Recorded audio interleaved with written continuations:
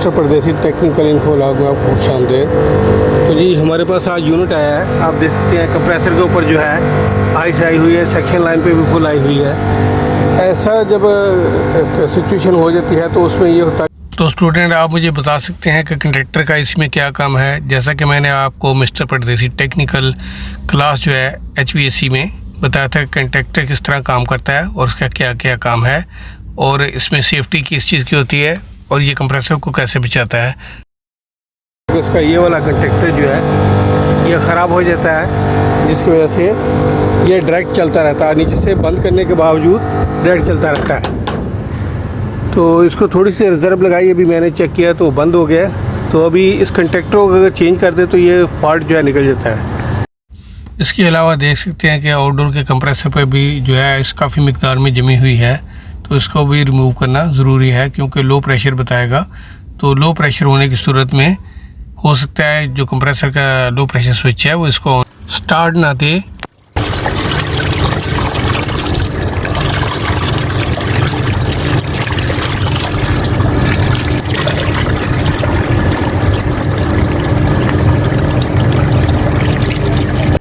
इसके अलावा हमें नीचे जाकर इंडोर को भी चेक करना पड़ेगा कि उसकी ब्लो मोटर तो जाम नहीं है।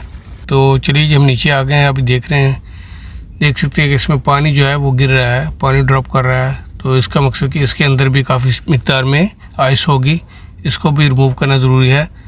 तो ये पानी जो है इसी वजह से आ रहा है कि इसके अंदर जो है ना आइस जो है वो ज़्यादा मिकदार में जम चुकी है। कंप्रेसर जो है कंटिन्यूटी चल रहा है, स्टॉप नहीं हो रहा है, जिसकी वजह से इसमें जो है आइस काफ़ी मिकदार में जम चुकी है। लेकिन इसमें जो है इंडोर आप देख सकते हैं बंद भी कर दिए फिर भी चल रही है।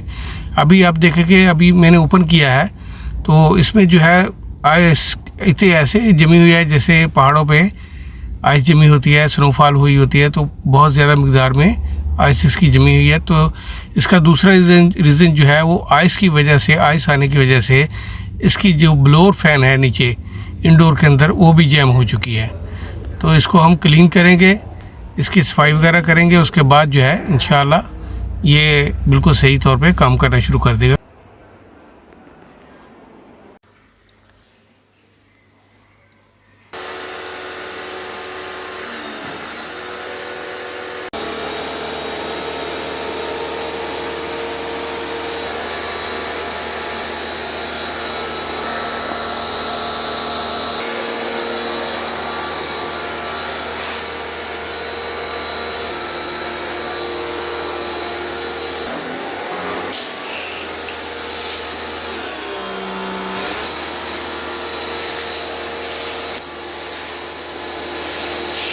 चलिए जी इसकी ड्रेन को भी फिक्स कर देते हैं।